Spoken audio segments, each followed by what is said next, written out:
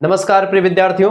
आज की वीडियो के माध्यम से हम लोग चर्चा करेंगे समाज शास्त्र बीए प्रथम वर्ष प्रथम सेमेस्टर इकाई संख्या 1 अध्याय संख्या 1 कहें या फिर इकाई संख्या 1 कहें। इकाई देखें, कई अध्यायों के समूह को इकाई कहते हैं। तो प्रयास मेरा यही है कि संपूर्ण इकाई आज की वीडियो के माध्यम से हम समाप्त कर दें, यानी कि इसमें 3-4 चैप्टर हो सकते हैं और साथ ही साथ में इस वीडियो के अंतर्गत आपको जो ऑब्जेक्टिव टाइप क्वेश्चंस होंगे यूनिट नंबर 1 से बनने वाले मोस्ट इंपॉर्टेंट टॉप 50 एमसीक्यूज के बारे में चर्चा करेंगे, यानी कि 50 ऐसे महत्वपूर्ण प्रश्न जो कि आपकी परीक्षा में सीधे तौर पर पूछे जाने वाले हैं, उनके बारे में आपको विस्तार से हम बताने का प्रयास करेंगे।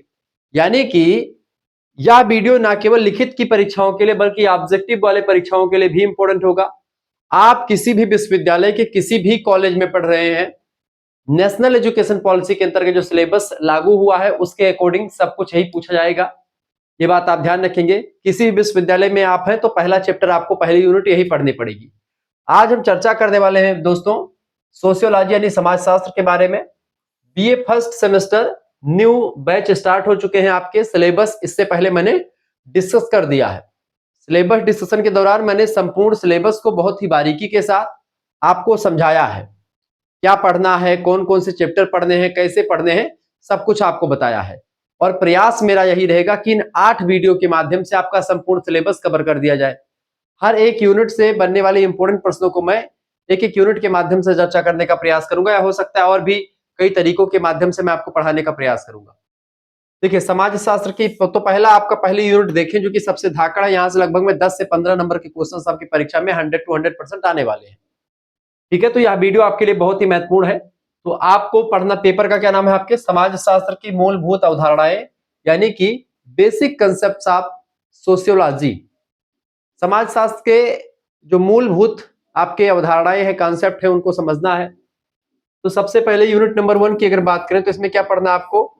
इसमें आपको सबसे पहली बात, इसमें कंप्लीट नोट्स आपको मिलेगा और शुक्ला स्टडी पॉइंट के द्वारा जो प्रीमियम नोट्स तैयार किया गया है वो नोट्स आपको मिलेगा जब आप हमारे साथ जुड़ेंगे तो। और जुड़ना कैसे, इसको लेकर के मैं आगे वीडियो में बताऊंगा, उसके साथ हमारे साथ जुड़े रहें। तो सबसे पहले चैप्टर में आपको क्या पढ़ना होता है, समाजशास्त्र का अर्थ, समाजशास्त्र की परिभाषा, यही पढ़ना होता है। बेसिकली कुछ भी आपको पढ़ना हो, शुक्ला स्टडी पॉइंट आपके लिए बहुत ही बेहतर कंटेंट तैयार कर रहा है अब की बार। और अब की बार ऐसे कंटेंट जो आपको मिल रहे हैं ये 2026, 27, 28 सभी परीक्षाओं में इंपॉर्टेंट है। आपको कहीं से कुछ पढ़ने की जरूरत नहीं, किताब खरीदे या ना खरीदे कोई मतलब नहीं है। आप इन चीजों को पढ़ेंगे तो आपकी परीक्षा बड़े आराम से क्लियर हो जाएगी। और आपको जैसे आप टीजीटी, पीजीटी, नेट, जेआरएफ भी आप देंगे तो उसके लिए भी यह लेक्चर बहुत ही महत्वपूर्ण होगा आपका। सबसे पहली बात है समाज शास्त्र का अर्थ समझना। समाज शास्त्र है क्या, समाज और शास्त्र दोनों का मतलब क्या है, दोनों शब्दों की उत्पत्ति कैसे हुई, इसका विकास कैसे हुआ, समाज शास्त्र की अर्थ, परिभाषा, विशेषताएं, महत्व, समाज शास्त्र की प्रकृति, समाज शास्त्र का विषय क्षेत्र, समाज शास्त्र का एक प्रकार से जो साइंटिफिक समाज शास्त्र को कुछ विद्वानों ने साइंस कहा तो किन आधारों पर कहा, समाज शास्त्र को एक मानविकी का सब्जेक्ट कहते हैं तो क्यों कहते हैं, इसके अलावा समाज शास्त्र का अन्य सामाजिक विज्ञानों के साथ क्या संबंध रहा, थोड़ा बहुत उसको भी एक सरसरी नजर, क्योंकि यूनिट नंबर 1 में हमको विस्तार से उन चीजों के बारे में पढ़ना है कि समाज शास्त्र और अन्य सामाजिक विज्ञानों के साथ उनका संबंध और उनके जो है अंतर, तो दोनों को हम चर्चा करेंगे वो नेक्स्ट वीडियो में। यूनिट नंबर 2 में पूरा मैं संपूर्ण सभी से बनने वाले प्रश्नों को मैं बता दूंगा, तो उसके लिए तैयार रहिएगा। अब यूनिट नंबर जो 1 है आपका, इसमें बहुत सारे चैप्टर हैं आपके, जैसे कि इमरजेंस ऑफ सोशियोलॉजी, यानी कि समाज शास्त्र का उद्भव और विकास कैसे हुआ, मतलब विश्व के देशों में कैसे हुआ, भारत में कब हुआ, किस विश्वविद्यालय में पहले पढ़ाया गया समाज शास्त्र, कौन से प्रोफेसर थे, कौन से विभाग बना, कहां पर बना, उत्तर प्रदेश में पहले कहां शुरू हुआ। ठीक है, इन तमाम प्रकार की चीजों के बारे में हम जानने का प्रयास करेंगे।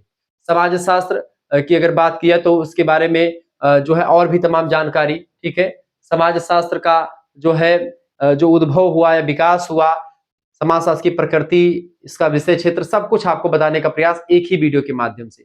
आपका अगर साथ रहा तो वीडियो बड़ी लंबी खींचेगी और उसके बाद में मैं जब सारे यूनिट पढ़ा लूंगा उसके बाद मैं आपका टेस्ट रखूंगा 50 क्वेश्चंस की तीव्र गति से, तो वो चीजें आपको मिलती रहेंगी।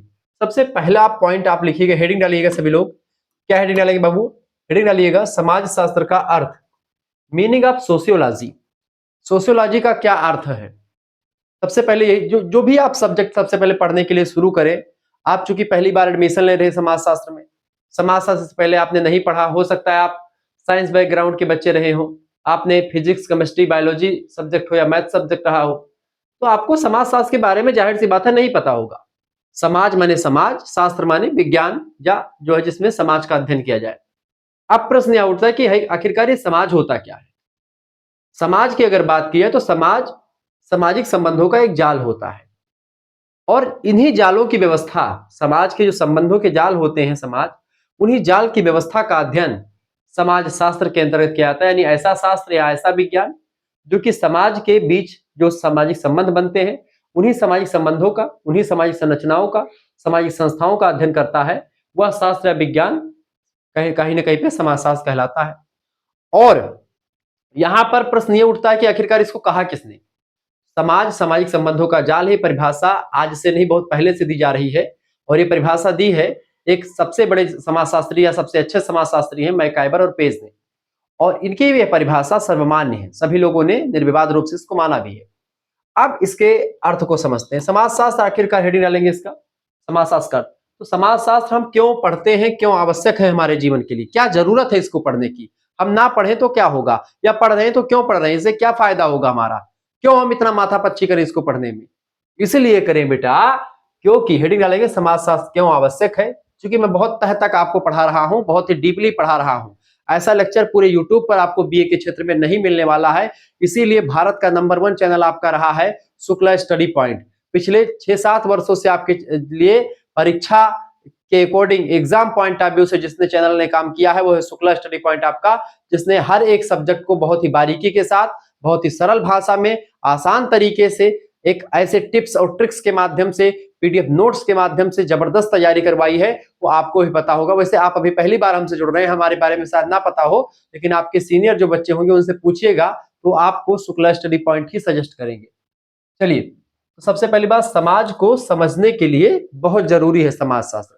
समाज में चूंकि हम रहते हैं, समाज के हम हिस्से हैं, समाज की सबसे छोटी इकाई जो होती परिवार, और उस परिवार के हम हिस्से हैं, तो हमको ये समझना पड़ेगा कि परिवार क्या है। विवाह जो होता है, विवाह भी एक समाज शास्त्र का एक, विवाह के बारे में पढ़ते हैं हम, संस्था, समूह, ठीक है, नातेदारी, रिश्तेदारी, ठीक है, पटीदारी, इन सभी के बारे में समाज शास्त्र में पढ़ाया जाता है। विवाह कैसे होता है, कितने प्रकार का होता है, धर्म क्या है, सब चीजें आप पढ़ते हैं, समझते हैं, ठीक है। तो वो सब चीजें धर्म मतलब इसमें समाज में आपको बताया जाता है। लिखेंगे, समाज एक जटिल संरचना है, जटिल माने कठिन संरचना है, इसको समझ पाना ऐसे बहुत कोई हलवा नहीं है कि बढ़िया चम्मच लगा लिया और सुबह के नाश्ते में खा लिया, ठीक है। इसको समझना थोड़ा सा समय देना पड़ेगा, कठिन काम भी है। एक जटिल संरचना होती है, एक जटिल स्ट्रक्चर होता है समाज शास्त्र का, जहां लाखों लोग रहते हैं। समाज किसी एक दो व्यक्तियों के इकट्ठा बैठने से नहीं बन जाता। किसी स्टेशन पर लगी भीड़ को आप समाज या समूह नहीं कह सकते। समाज don't touch and don't seen, समाज को ना तो आप देख सकते हो बेटा और ना ही छू सकते हो। समाज को बस केवल क्या कर सकते हो, महसूस कर सकते हो, फीलिंग्स के द्वारा इसको समझ सकते हैं। किसके द्वारा, फीलिंग्स के द्वारा। तो समाज ना केवल एक कोई वस्तु या कोई ऐसा साकार नहीं है समाज की, आप जाकर के छू लो भैया ये समाज जा रहा है, समाज इतना इसका आकार है। समाज का कोई आकार नहीं होता है, समाज निराकार होता है। इसीलिए समाज की एक विशेषता होती है, उस विशेषता का नाम है समाज एक अमूर्त अवधारणा है। आ माने नहीं, मूर्त माने होता है जिसका कोई आकार ना हो। मूर्त इसे मूर्ति कहते हैं, मूर्ति भगवान की बनाते हैं, तो भगवान को एक आकार में फिट करते हैं कि भगवान ये है। गणेश भगवान की अलग टाइप की मूर्ति, ब्रह्मा जी की अलग, विष्णु जी की अलग, शंकर भगवान की अलग, ऐसे ऐसे। तो जब उनकी मूर्ति, तो मूर्ति वाले जिसको आप देख सकते हैं, छू सकते हैं, लेकिन एक ऐसी चीज है जिसको ना तो आप बिन पग चले, सुने बिन काना, ठीक है, समझ रहे हैं। भगवान आनंद रहित सकल रस भोगी, यानी बिना मुंह के सारे संसार के रसों का पान करने वाले हैं, सभी स्वाद लेने वाले भगवान के बारे में कहा गया कि आनंद रहित, आनंद माने मुंह, आनंद रहित सकल रस भोगी, बिन बानी वक्ता बड़ जोगी, बिना जिह्वा के, बिना बाणी के वो तमाम प्रकार के वक्ता से बहुत बड़े हैं प्रभु। तो ऐसे में वो निराकार है। तो निराकार और साकार दो प्रकार के ब्रह्म आपने देखे। ऐसे ही समाज में आपको दो प्रकार की अवधारणाएं मिलेंगी। एक होगी मूर्त अवधारणा, जो कि एक प्रकार से मूर्ति वाला होगा, जिसमें आपको छू सकते हैं, जिसको देख, जैसे सामाजिक समूह, सामाजिक मतलब की जो आपका समुदाय होता है वो, जिसको आप छू सकते हैं, समितियों को आप देख सकते हैं, छू सकते हैं, ठीक है। लेकिन संस्था जो होती है, नियमों की व्यवस्था होती है, तो वो दिखती नहीं है, ठीक है, आगे चल करके आप पढ़ेंगे। लेकिन समाज जो होता है वो भी संबंधों की व्यवस्था होती है, इसलिए संबंध दिखते नहीं है।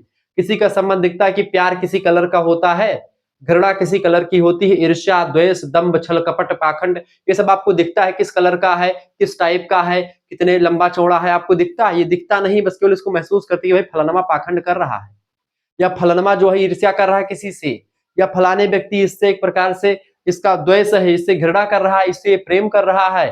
तो ये चीजें आप इसको देख नहीं पाते हैं, इसको बस केवल महसूस करते हैं, समझ रहे हैं? तो ये वो जहां पर लाखों लोग रहते हैं, किसी एक दो व्यक्ति के रहने से समाज का निर्माण नहीं होता है। काम करते हैं समाज में रह करके और विचार साझा करते हैं, एक दूसरे को अपने विचारों को बांटते हैं, उन्हीं विचारों के द्वारा एक दूसरे का संबंध बनता है। समाज शास्त्र हमें यह सिखाता है कि इन सभी तत्वों के बीच सामंजस्य कैसे बनता है, सामंजस्य यानी कि तालमेल कैसे बनता है। समाज में दो प्रकार के संबंध होते हैं, समाज में जहां एक तरफ आपका जो है सहयोग होता है समाज में, वहीं दूसरी तरफ संघर्ष भी होता है, यानी एक तरफ आपका कोऑपरेशन होता है, अंग्रेजी में कहते हैं सहयोग, हिंदी में सहयोग और अंग्रेजी में कोऑपरेशन। कोऑपरेशन माने होता है कि सहयोग करना, ताकि जैसे हमारे यहाँ मान लेते हैं शाम मीटिंग में खाना बनना शुरू हुआ, पहले होता था हम लोग छोटे छोटे थे, जैसे मान लेते हैं आटा पिसाने के लिए से बारिश हो रही है, अब आटा पिसाने के पिताजी मान लेते गए कि नहीं गए, तब ऐसे बगल बगल वाले पड़ोसी के यहाँ भैया जो है मम्मी भेज देती, जो है पड़ोसी से जाओ जो है इतना आटा ले आओ, उनको जैसे हमारा पिसा करके आएगा उनको दे दिया जाएगा। ऐसे में तो पड़ोसी से कैसा संबंध, तो वो सहयोग का संबंध है। अब अगर आपका संबंध पड़ोसी से बेकार है, पड़ोसी आपसे जलता है, तब क्या होगा, आप आटा मांगोगे वो नहीं देगा। तो दो प्रकार के संबंध यहाँ पर हो, एक तो भाई वो आपका जो है कॉन्फ्लिक्ट करेगा आपसे कि आप एक कार लेकर के आए हो, पड़ोसी आपका दो कार खरीदने के लिए तैयार है, या वो ये सोच रहा है दो कार खरीदने के लिए तैयार है, तो वहां पर तो हो जाएगा उसका कंपटीशन। वो कंपटीशन माने क्या होता है, वो अलग हो गया, कंपटीशन अलग हो जाता है, ठीक है, प्रतिस्पर्धा कहते हैं हिंदी में। कॉन्फ्लिक्ट अलग होता है यानी संघर्ष, जिसमें क्या होता है कि हम क्या करें, पड़ोसी के जाकर के बढ़िया से एक सूजा ले ले और उसके चक्का में बढ़िया से घुसा दे ताकि उसकी सारी हवा निकल जाए, सुबह पंचरे बना कार का परेशान नहीं। एक तो ये होता, तो इसको संघर्ष करने की, दूसरा आगे कोई व्यक्ति जा रहा है उसकी टांग खींच लो पीछे आ जाए ताकि हमारे बराबर हो जाए, वो तो संघर्ष हो जाएगा। लेकिन हम क्या करें हम अपना आगे बढ़ रहे हैं, वो अपना आगे बढ़ रहा है, ये हो जाएगा आपका प्रतिस्पर्धा। जैसे दो बच्चे परीक्षा देते तो प्रतिस्पर्धा होती, कंपटीशन होता है। तो ये चीजें पटीदारों के बीच में मेढ़ को लेकर के आप देखते हैं संघर्ष होता है, वो उनके मेढ़ी काट लीन, वो उनके मेढ़ी काट लीन। मेढ़ी मतलब समझते हो खेत के बीच का जो एक प्रकार से जो एक खेत को दो भागों में बांटता है उसी को मेढ़ी कहते हैं। तो गांव वगैरह में अधिकतर आप देखते होंगे मेढ़ का बड़ा विवाद होता है, इसीलिए पत्थर का एक खंभा गाड़ दिया जाता था मेढ़ों पर ताकि जो है मेढ़ ना काट पाए एक दूसरे के। तो ऐसे तमाम विवाद, तो वो सब चीजें जो है एक सामंजस्य उन सभी बैठाना, समाज शास्त्र क्या करता है, इन्हीं संबंधों में सामंजस्य बैठाने का काम करता है। समझ में आई चीजें? दूसरा पॉइंट ये है, दूसरा पॉइंट ये बेटा कि सामाजिक समस्याएं जो होती, तमाम प्रकार की समाज में समस्याएं हैं, ठीक है, उन समस्याओं के समाधान के लिए समाज शास्त्र जो होता है उन समस्याओं का समाधान ढूंढता है तमाम नियमों के माध्यम से, तमाम विचारधाराओं के माध्यम से। तमाम सारे समाजशास्त्रियों ने समाज के तमाम सारी समस्याओं का निदान ढूंढा है। जैसे कि जातिवाद एक समस्या है, जातिवाद जैसे कि आप देखते हैं आजकल अभी अहीर और ब्राह्मण को लेकर के बड़ा विवाद हुआ, इटावा कांड आपने सुना होगा, जिसमें तमाम बड़े बड़े दिग्गज कूदे। अब क्या जरूरत थी बड़े बड़े दिग्गजों की आने की, इसमें क्या जरूरत, एक नॉर्मल सी बात थी कि भाई उसने अपनी पहचान छुपाई, उसके बारे में ऐसा किया गया, और जिन्होंने गलत किया उनको पुलिस ने बंद कर दिया। भाई आप कोई भी हो, आप गलत करोगे तो आपको जो है थाना, कानून खिलाफ काम करोगे, कानून आपको सजा देगा।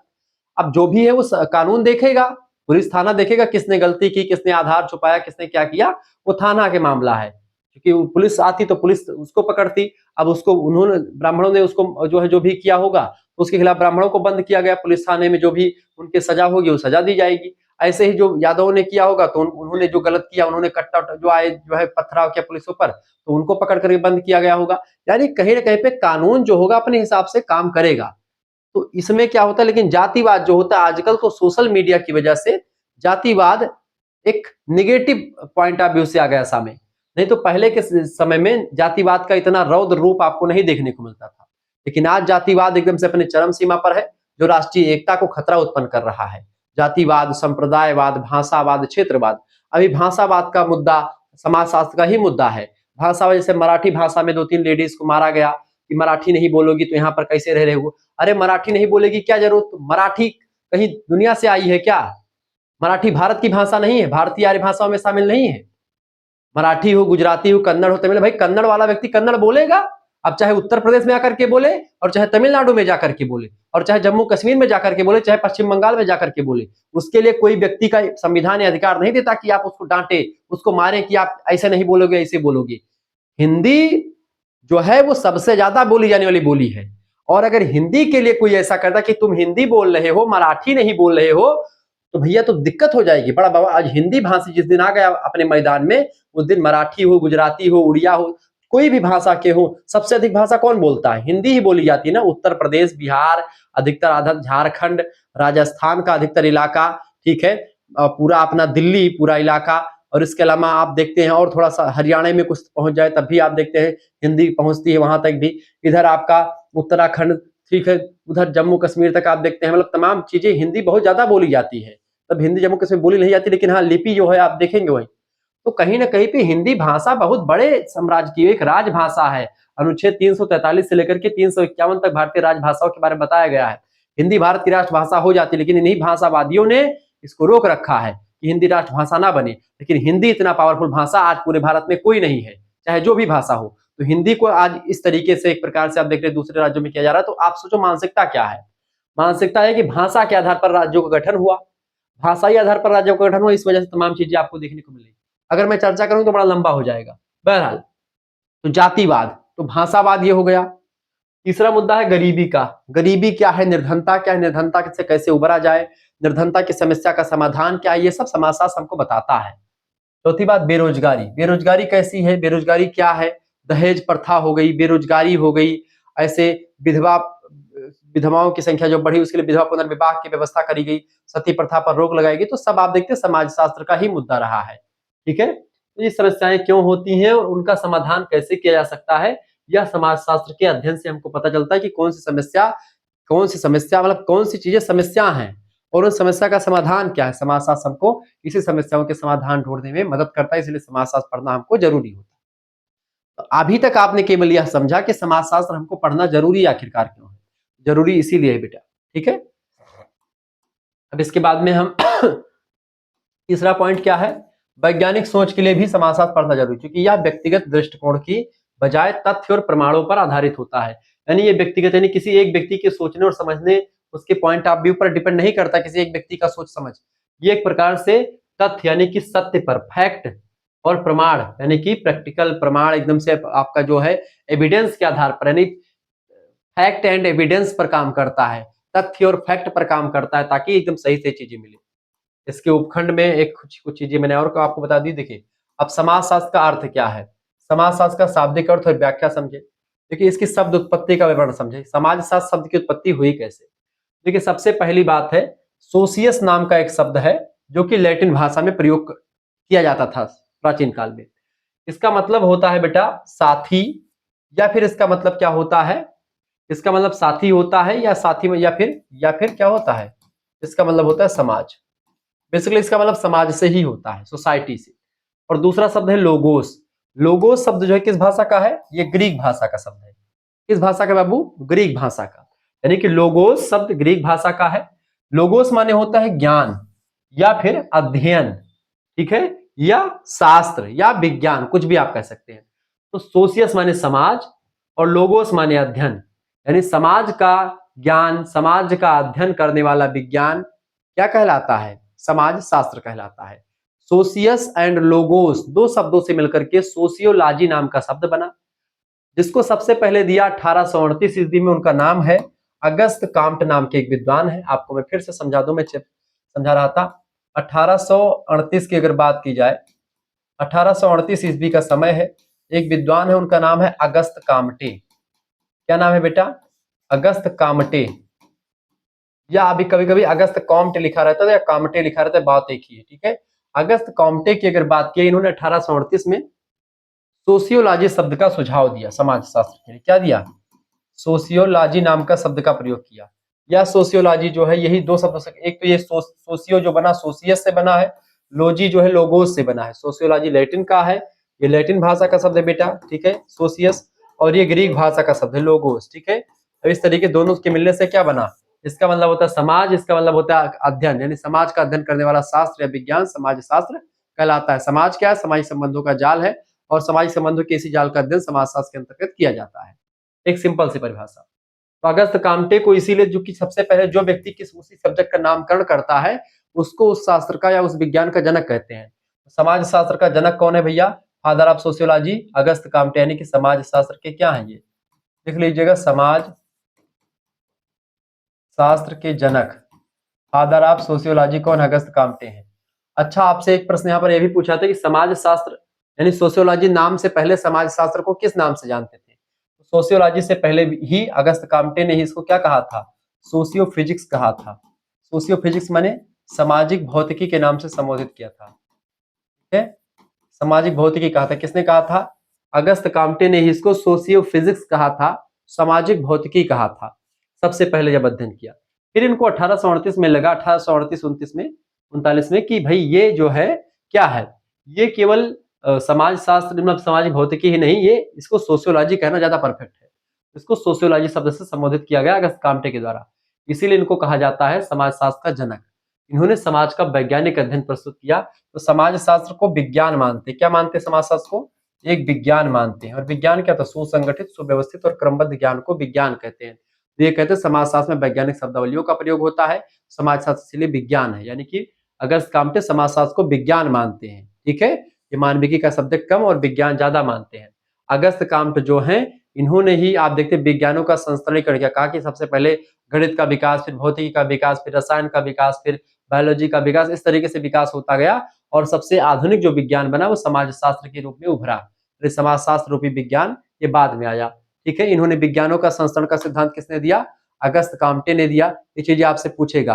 प्रत्यक्षवाद की अवधारणा किसने दी है? आप समाज शास्त्र में प्रत्यक्षवाद आपसे पूछेगा, प्रत्यक्षवाद की अवधारणा। ठीक है, प्रत्यक्षवाद की अवधारणा किसने दी है? अगस्त काम्टे ने दिया। ऑब्जेक्टिव में तमाम क्वेश्चन आता है। आपसे पूछेगा विज्ञानों का संस्करण का सिद्धांत किसने दिया? ठीक है, विज्ञानों के संस्करण का सिद्धांत विज्ञानों के संस्करण का सिद्धांत किसने दिया बेटा? तो भी सोशियोलॉजी ने ही दिया, मतलब कि ये किसने दिया? अगस्त काम्टे ने दिया। तो इस तरीके से आप लोगों ने अगस्त काम्टे के बारे में समझा। ये इसका इमरजेंस भी हो सकता है, इसका उदय हो सकता है, कुछ भी आप समझ लीजिए, बढ़िया तरीके से आपको मैंने बताया। आप इसका स्क्रीनशॉट लेना चाहे तो ले सकते हैं, फटाफट से स्क्रीनशॉट ले लीजिएगा। फिर उसके बाद में हम आपको यह बताते हैं कि आखिरकार आप हमारे साथ जुड़ कैसे सकते हैं। अगर आपको हमारे साथ जुड़ना है, हमारे कोर्स में ज्वाइन होना है, तो 91 61 93 60 62 इस नंबर पर आप व्हाट्सएप पर एसएमएस कर दीजिएगा। क्या करेंगे? इस नंबर पर व्हाट्सएप पर एसएमएस करेंगे। क्या एसएमएस कीजिएगा? अपना नाम एसएमएस कर दीजिएगा, अपने यूनिवर्सिटी का नाम, अपने सब्जेक्ट के नेम, और अभी आप प्रथम सेमेस्टर में तो अपने सेमेस्टर का नाम, गुरुजी हम फर्स्ट सेमेस्टर में हमको एडमिशन लेना है, हम फलाने विश्वविद्यालय में पढ़ते हैं और हमारा ये सब्जेक्ट है। जैसे कि ये आपके कितने 3 सब्जेक्ट आपके किसके होंगे बेटा? 3 सब्जेक्ट आपके मेजर के होंगे, एक सब्जेक्ट आपका किसका होगा? माइनर का सब्जेक्ट होगा। ठीक है, और एक होगा आपका को करिकुलर का। ठीक है, अधिकतर विश्वविद्यालय में यही चलता है। को करिकुलर की अगर बात की जाए तो को करिकुलर के लिए दूसरा चैनल हमारा है को करिकुलर मास्टर नाम से। को करिकुलर मास्टर यूट्यूब चैनल को आप सब्सक्राइब कर लीजिएगा, क्योंकि डिस्क्रिप्शन बॉक्स में उसकी लिंक है, आप सब्सक्राइब करके वहां पर तमाम वीडियोस आप देख पाएंगे प्रथम सेमेस्टर की को करिकुलर की, और यहाँ पर भी आपको मिलेगा, लेकिन उस चैनल पर बेटर तरीके से मिलेगा। और बीए के रेकर को भी सब्सक्राइब कर लीजिएगा, इंस्टाग्राम पर आप हमको फॉलो कर लीजिएगा शुक्ला एचडी पॉइंट के नाम से, सब कुछ आपको। तो सब्जेक्ट्स आपके ये 3 मेजर सब्जेक्ट, एक माइनर, एक को करिकुलर, यानी 5 सब्जेक्ट की तैयारी आपकी मात्र और मात्र कितने? 5 सब्जेक्ट। ठीक है, 5 सब्जेक्ट की तैयारी आपकी मात्र और मात्र कितने रुपए फीस में होगी बेटा?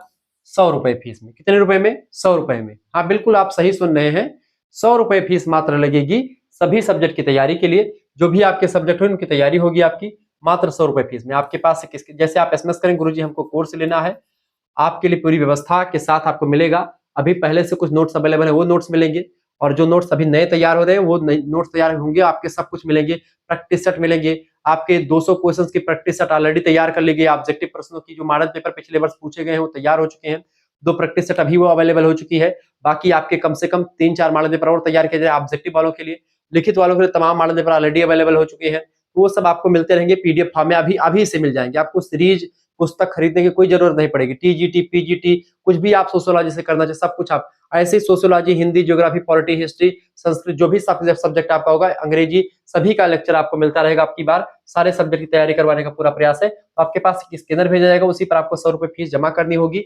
आप किसी दूसरे से भी पेमेंट करवा सकते हैं अगर आप नहीं चलाते कुछ भी, ठीक है, ऑनलाइन माध्यम, तो आप किसी दूसरे से भी फीस जमा कर दीजिए, करवा दीजिएगा, और उसका स्क्रीनशॉट हमारे पास भेजेंगे, आपको जोड़ दिया जाएगा ग्रुप से। वहां पर ग्रुप आपके लिए गर्ल्स ग्रुप बॉयज ग्रुप दोनों अलग अलग है। आपको किसी प्रकार कोई दिक्कत नहीं होगी, सब कुछ व्यवस्था के साथ आपको मिलेगा। ठीक है, ये बात आप ध्यान रखेंगे। और आपको यहाँ पर क्या मिलेगा, लाइव क्लास की लिंक जाएगी उसमें ग्रुप में, कितने बजे लाइव होगी, रात के 8 या 9 बजे के आसपास, तो मिलती रहेगी ग्रुप में, या सुबह मॉर्निंग में होगी तो उसकी भी लिंक मिलेगी। इसके अलावा आपको वीडियो लेक्चर्स मिलेंगे, सभी सब्जेक्ट के वीडियो लेक्चर्स मिलेंगे। इसके साथ साथ वीडियो लेक्चर्स आपको नहीं पसंद है देखना तो आपके लिए पीडीएफ नोट्स सभी यूनिट्स के सभी चैप्टर्स के पीडीएफ नोट्स आपके लिए तैयार किए जा रहे हैं, वो सब आपको पूरा मिलेगा। और इसके साथ साथ आपको क्या मिलेगा बेटा, पीडीएफ नोट्स भी मिलेगा।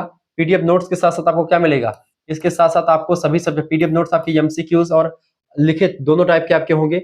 सभी विश्वविद्यालयों के लिए इंपॉर्टेंट सिलेबस, बिहार विश्वविद्यालय, राजस्थान के सारे विश्वविद्यालय, बिहार के सारे विश्वविद्यालय, उत्तर प्रदेश के सभी विश्वविद्यालय, झारखंड के विश्वविद्यालय, ठीक है, मध्य प्रदेश के अधिकतर विश्वविद्यालय जो जिसमें हिंदी समझी जाती है, या जहां तक भी हिंदी पढ़ी जाती है समझी जाती है, राजस्थान, उत्तराखंड, उन सभी के लिए इंपॉर्टेंट है। ऐसे आपके उत्तर प्रदेश में तमाम विश्वविद्यालय की अगर बात की, जैसे कि राम मनोहर लोहियावत विश्वविद्यालय, वीर बहादुर सिंह पूर्वांचल विश्वविद्यालय, महात्मा गांधी काशी विद्यापीठ, जननायक चंद्रशेखर बलिया विश्वविद्यालय, दीनदयाल उपाध्याय गोरखपुर विश्वविद्यालय, सिद्धार्थ यूनिवर्सिटी कपिलवस्तु, मां पाटेश्वरी बलरामपुर विश्वविद्यालय, ठीक है। इसके अलावा आपका महाराजा सुहेलदेव आजमगढ़ विश्वविद्यालय, छत्रपति साहू जी महाराज कानपुर विश्वविद्यालय, चौधरी चरण सिंह मेरठ विश्वविद्यालय, जननायक चंद्रशेखर बलिया विश्वविद्यालय, मासा कुंभरी सहारनपुर विश्वविद्यालय, राजा महेंद्र प्रताप सिंह स्टेट यूनिवर्सिटी, इसके अलावा आपका एमजे पैरू बरेली रोहिलखंड विश्वविद्यालय, डॉक्टर भीमराव अम्बेडकर आगरा विश्वविद्यालय, प्रोफेसर रज्जू भैया स्टेट यूनिवर्सिटी, ठीक है, बुंदेलखंड यूनिवर्सिटी झांसी, इन सभी के लिए लेक्चर आप देखते हैं संपूर्ण सिलेबस के रूप में आपको मिलेगा सभी सब्जेक्ट का। ये सब परीक्षाओं में सही चीजें आती रहती हैं। और आपको को करिकुलर में सब्जेक्ट में फूड न्यूट्रिशन एंड हाइजीन पढ़ना है, जो कि ऑब्जेक्टिव ही सभी विश्वविद्यालय में आता है। हर एक विश्वविद्यालय फूड न्यूट्रिशन हाइजीन का पेपर ऑब्जेक्टिव भी होगा। इसके लिए तमाम प्रैक्टिस सेट ऑलरेडी अवेलेबल, लगभग 5 प्रैक्टिस सेट अभी अवेलेबल है, वो सब आपको मिल जाएगी जैसे आप ग्रुप में जुड़ते हैं। यानी आपका एकदम से बहुत जबरदस्त तरीके से तैयारी होगी, कहीं से आपको कुछ पढ़ने की जरूरत नहीं पड़ेगी, सब कुछ आपको मिलेगा, सभी चैप्टर्स का सब कुछ आपको मिलने वाला है। तो आप अब की बार जुड़ जाइएगा। मात्र 100 रुपए फीस में आपके लिए पूरी व्यवस्था की गई है, जिनको भी जुड़ना है वो जुड़ सकते हैं, ठीक है। बाकी बाद में जुड़ेंगे तो आपकी फीस हो सकता है धीरे धीरे महंगी होती जाए, लेकिन आप जल्दी जुड़ेंगे। वैसे 100 रुपए फीस से महंगी मैं नहीं करूंगा, ये बात भी आप ध्यान रखेंगे, 100 रुपए मिलेगी। हाँ, एक ऑफर आपके लिए और मैं चालू कर दे रहा हूँ। जैसे मान लेते आपको फर्स्ट सेमेस्टर और सेकंड सेमेस्टर एक साथ जुड़ना है, 1 साल की तैयारी पूरा 1 साल आपको केवल 150 रुपए में पढ़ाया जाएगा। एक सेमेस्टर की तैयारी केवल 100 रुपए में सभी सब्जेक्ट की। ऐसे तो आपका यहाँ पर 150 रुपए यानी कि 50 रुपए की छूट चल रही है। अगर आपको फर्स्ट और सेकंड का एक साथ जुड़ना है तो केवल 150 रुपए लगेंगे आपको, पूरा साल आपकी तैयारी होगी। यानी कि आप अभी जुड़ रहे हैं तो आपको अगले साल यहाँ तक पढ़ाया जाएगा, इसमें सभी सब्जेक्ट आपके होंगे। फर्स्ट सेमेस्टर पढ़ाया जाएगा, फिर सेकंड सेमेस्टर शुरू कर दिया जाएगा, वो सब आपको मिलता रहेगा। उसमें आपका एडमिशन कर लिया जाएगा सेकंड वाले में भी अभी से, ताकि आप जो है पढ़ते रहें। क्लियर? तो सेकंड सेमेस्टर का एडमिशन भी होगा आपका, फर्स्ट का भी करवा लिया जाएगा, जो अब 150 रुपए पेमेंट में, 50 रुपए छूट चल रही है अभी, तो जिनको जुड़ना वो जुड़ सकते हैं जल्दी, ठीक है। और ये जो होगा आपका उसमें 100 रुपए। चलिए, बाद में फिर सेकंड का आएगा तभी आपका 150 रुपए, मतलब कि तब 100 रुपए आपका पड़ेगा। तो इस वजह से मैं अभी बोल रहा हूँ कि अभी दोनों सेमेस्टर। सोशियस लोगास आपका हो गया। तो समाज इस प्रकार सोशियोलॉजी का अर्थ क्या होता है साथियों, समाज का अध्ययन करना समाजशास्त्र होता है। व्याख्या लिख सकते हैं आप, समाजशास्त्र व्यक्ति के बजाय समूहों का अध्ययन करता है। किसका? समूहों का, संस्थाओं का। समूह जैसे तमाम समूह, पारिवारिक समूह तमाम हो गए, परिवार भी एक समूह है, ऐसे तमाम समूह होते हैं, प्राथमिक समूह, द्वितीयक समूह, आंतरिक समूह, बाह्य समूह, ठीक है। समाज के भीतर होने वाली तमाम प्रक्रियाएं होती हैं, उन प्रक्रियाओं का अध्ययन करता है, उसको समझता है। या इस बात का अध्ययन करता है समाजशास्त्र की लोग सामाजिक वातावरण में कैसे सोचते हैं और कैसे कार्य करते हैं और बदलाव कैसे लाते हैं समाज में। इन सभी चीजों का अध्ययन एक समाजशास्त्र करता है, ठीक है। ये बात आप ध्यान रखेंगे। अगला टॉपिक, तो ये पहला टॉपिक आपका क्लियर हुआ, ठीक है। अब दूसरे टॉपिक की अगर बात करें, देखिए समाजशास्त्र की परिभाषा भी हमने, समाजशास्त्र क्यों आवश्यक है पढ़ना, समाजशास्त्र का शाब्दिक अर्थ, उत्पत्ति पूरा आपको बताया, समाजशास्त्र का मतलब फादर के बारे में मैंने बताया, अगस्त काम्टे के बारे में, और पूरी डिटेल में समझा रहा हूँ। समाजशास्त्र की परिभाषा, definitions of sociology, Shukla study point के अकॉर्डिंग अगर देखें हम तो इसमें सबसे पहले तमाम विद्वानों की परिभाषाओं को पढ़ेंगे, फिर शुक्ला स्टडी पॉइंट के द्वारा एक जबरदस्त परिभाषा समन्वय लाती हुई सभी विद्वानों के अनुसार जो है परिभाषा पढ़ करके उसके बाद बनाई गई है। अगस्त काम्टे, अगस्त काम्टे चूंकि समाजशास्त्र के जनक है, 1798 में जन्म हुआ इनका, 1857 में मृत्यु हो जाती है, ठीक है। ये बात आप ध्यान रखेंगे। तो इन्होंने कहा कि समाजशास्त्र सामाजिक घटनाओं का वैज्ञानिक अध्ययन करता है, सामाजिक जो घटनाएं होती हैं, समाज में घटित होने वाली घटनाओं का वैज्ञानिक अध्ययन करता है कौन? समाजशास्त्र, ठीक है। समाजशास्त्र को विज्ञान मानते हैं अगस्त काम्टे। दूसरे विद्वान है बेटा, दूसरे विद्वान, अच्छा इसमें इन्होंने अगस्त काम्टे की अगर बात की तो कुछ चीजों जैसे कि फ्रांस के इस विचारक ने 1838 या 39 में, 38 कर लीजिएगा, 39 भी सही है, 1838-39, वैसे 1838 ज्यादा बेटर है। 1848 में पहली बार सोशियोलॉजी शब्द का प्रयोग किया। उन्होंने इसे सामाजिक भौतिकी पहले कहा था, लेकिन 1838 में उन्होंने सोशियोलॉजी कहा, इसी वजह से इनको समाजशास्त्र का जनक कहते हैं। जैसे कि हिस्टोरिका नाम की एक पुस्तक है जिसको लिखा है किसने, अरिस्टोटल, उनका क्या नाम है, हेरोडोटस ने, इसीलिए हेरोडोटस को इतिहास का पिता कहते हैं। ऐसे ही आप देखते हैं अरस्तु, उन्होंने पुस्तक लिखी पॉलिटिक्स, इसीलिए पॉलिटिकल साइंस का जनक अरस्तु को कहते हैं। राजनीतिक विज्ञान के जनक अरस्तु हैं, इतिहास के जनक हेरोडोटस हैं। तो इन सभी को क्यों कहते हैं, क्योंकि इन्होंने सबसे पहले उस शास्त्र पर चर्चा की, उस शास्त्र की परिभाषा दी, उस शास्त्र की शब्द को बताया। दूसरे विद्वान है इमाइल दुर्खीम। इमाइल दुर्खीम बहुत बड़े विद्वान माने, समाज शास्त्र के अगस्त काम्ट के बाद में दूसरे विद्वान जो है, सबसे जो विचारक अच्छे माने गए वो इमाइल दुर्खीम माने गए। जैसा कि नाम से आपको स्पष्ट है, दुर्खीम, दुर्खीम माने बड़े दुखी थे व्यक्ति। ऐसा है नहीं कि वो दुखी थे, लेकिन दुखी इसलिए मैं कह रहा हूं चूंकि इन्होंने आत्महत्या का सिद्धांत दिया है। आत्महत्या के बारे में इन्होंने चार प्रकार की आत्महत्या बताई है, अहंगवादी, परार्थवादी, परमार्थवादी, तमाम आत्महत्या बताई है, ठीक है। लेकिन वो आत्महत्या के बारे में जो जानकारी देते हैं, बड़ी जबरदस्त जानकारी, आत्महत्या पर गहरी रिसर्च है। इन्होंने कहा कि समाज शास्त्र सामूहिक प्रतिनिधानों का विज्ञान है। किसने, इमाइल दुर्खीम ने, बड़े अच्छे विद्वान हैं। और इन्होंने जो आत्महत्या का सिद्धांत दिया या सामूहिक प्रतिनिधित्व का सिद्धांत दिया, इन्होंने दिया इमाइल दुर्खीम ने। तो इमाइल दुर्खीम ने कहा कि समाज शास्त्र सामाजिक तथ्यों का, यानी समाज सोशल फैक्ट की बात भी इन्होंने करी, ठीक है। अध्ययन करता जो व्यक्ति पर बाहरी और बाध्यकारी प्रभाव डालते हैं। सामूहिक प्रतिनिधानों का विज्ञान है जो क्या, इसमें क्या होता है, व्यक्ति पर बाहरी और प्रभाव मतलब बाध्यकारी प्रभाव कौन डालता है, सामाजिक तथ्य डालते हैं। उन्हीं सामाजिक तथ्यों का अध्ययन समाजशास्त्र के अंतर्गत किया जाता है। किसने कहा, इमाइल दुर्खीम ने कहा। 1858 में जन्म हुआ इनका, 1917 में मृत्यु हो जाती है। एक साल के, यानी जब अगस्त काम्टे की मृत्यु हुई उसके एक साल के बाद में इमाइल दुर्खीम का जन्म हुआ था। यानी इमाइल दुर्खीम अगस्त काम्टे के बाद में आते, जब उनकी मृत्यु हो जाती है अगस्त काम्टे की, तब आप देखते हैं इनका जन्म होता है, यानी कि काफी बाद के हैं। दुर्खीम ने फ्रांस में 1895 में पहला समाजशास्त्र विभाग स्थापित किया। कहां पर, फ्रांस में। और फ्रांस के ही वो थे, फ्रांस समाजशास्त्र का अध्ययन सबसे पहले कहां प्रारंभ हुआ, फ्रांस देश में प्रारंभ हुआ 1838 में, ठीक है। और फ्रांस के कौन थे, इनके पहले जो थे, क्या नाम है उनका, अगस्त काम्टे, वो फ्रांस के ही निवासी थे, फ्रांस में ही उनका जन्म हुआ था। ये भी फ्रांसीसी समाजशास्त्री हैं। इन्होंने ली सुसाइड नाम की एक पुस्तक लिखी, इसमें आत्महत्या 1897 में पुस्तक लिखी गई। आत्महत्या के सामाजिक कारणों की विश्लेषण किया गया, आत्महत्या का प्रकार, आत्महत्या व्यक्ति क्यों करता है, समाज ऐसा तमाम प्रकार के ऐसे कृत्य, समाज ऐसी सिचुएशन क्रिएट कर देता है व्यक्ति के साथ कि व्यक्ति को जो है आत्महत्या करने पर वो व्यक्ति मजबूर हो जाता है। ये इमाइल दुर्खीम ने कहा।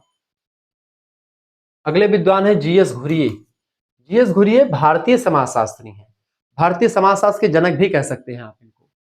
भारतीय समाजशास्त्र जाति, जनजाति और संस्कृति के गहन अध्ययन के बिना अधूरा है, ऐसा जीएस घुरिये ने कहा। वार्ड, समनर, ग्राह, तमाम विद्वानों ने समाजशास्त्र की अपनी अपनी अलग अलग परिभाषा दी है। पूरी डिटेल में आप देखिए तमाम प्रकार की परिभाषाएं लिखी हुई हैं, आप उसको लेकर के हमारी इससे पहले वाली वीडियो देख सकते हैं, इसमें तमाम परिभाषाएं मैंने आपको दी है, ठीक है। समाजशास्त्र की ऐसी तमाम परिभाषाएं आपको मिल जाएंगी, जिसमें आप जैसे गिडिंग्स कहते हैं कि समाज स्वयं एक संघ है, यह एक संगठन है और व्यवहारों का एक योग है जिसमें सहयोग देने वाले एक दूसरे से संबंधित होते हैं। मैकाइबर कहते हैं कि समाज प्रत्येक प्रकार और प्रत्येक क्रम के उन संबंधों का समावेश है जो मनुष्यों के द्वारा दूसरे सामाजिक प्राणी से परस्पर स्थापित किए जाते हैं। ये सब समाजशास्त्र का परिभाषा वार्ड, समनर, गिडिंग्स, ठीक है, सभी लोगों ने अपने अपने हिसाब से दी है। सभी की परिभाषाओं को याद करना उतना जरूरी नहीं है, लेकिन हाँ इन चीजों को पढ़ते रहेगा। इसके बाद में भारत में क्या हुआ, भारत में 1919 में बंबई विश्वविद्यालय में सबसे पहले समाजशास्त्र का अध्ययन प्रारंभ हुआ। ये बात आप ध्यान रखेंगे, पहला विभाग भी समाजशास्त्र का बंबई में 1919 में स्थापित किया गया। वैसे भारत में समाजशास्त्र का अध्ययन 1914 में प्रारंभ हुआ, एक तौर पर अध्ययन के तौर पर, लेकिन विभाग में अध्यक्ष जो शुरू हुआ बंबई में 1919 में शुरू हुआ। इसके साथ ही साथ अगर इंग्लैंड की बात करें तो इंग्लैंड में समाजशास्त्र का अध्ययन प्रारंभ हुआ 1907 में। उसके 7 सालों के बाद में भारत में शुरू हुआ 1914 में, और 1919 में एक व्यवस्थित क्रम में समाजशास्त्र का अध्ययन भारत में प्रारंभ होता है। जीएस घुरिये जो थे, इस बंबई विश्वविद्यालय का जो समाजशास्त्र विभाग है उसके अध्यक्ष भी पहले जीएस घुरिये का पूरा नाम क्या है, गोविंद सदाशिवराव घुरिये। गोविंद सदाशिवराव घुरिये भारत के पहले समाजशास्त्री जिन्होंने विभाग अध्यक्ष के पद पर इन्होंने पैर रखा। बंबई विश्वविद्यालय विभाग अध्यक्ष। राधा कमल मुखर्जी लखनऊ विश्वविद्यालय के विभाग अध्यक्ष। तो उत्तर प्रदेश में सबसे पहले लखनऊ विश्वविद्यालय में समाजशास्त्र का अध्ययन प्रारंभ हुआ। लखनऊ विश्वविद्यालय के बच्चे भी पढ़ सकते हैं, कोई दिक्कत नहीं, ठीक है। लखनऊ विश्वविद्यालय में सबसे पहले समाजशास्त्र का अध्ययन उत्तर प्रदेश में प्रारंभ हुआ, और पूरे भारत में देखेंगे तो मुंबई विश्वविद्यालय में सबसे पहले प्रारंभ हुआ 1919। ये तो रहा कई भाई कब प्रारंभ हो, तो चूंकि यहाँ से क्वेश्चन आते हैं तो इस वजह से मैं बता रहा हूँ। आगे देखिए, तीसरा पॉइंट आपको क्या पढ़ना है। तीसरा टॉपिक है भैया समाजशास्त्र की प्रकृति।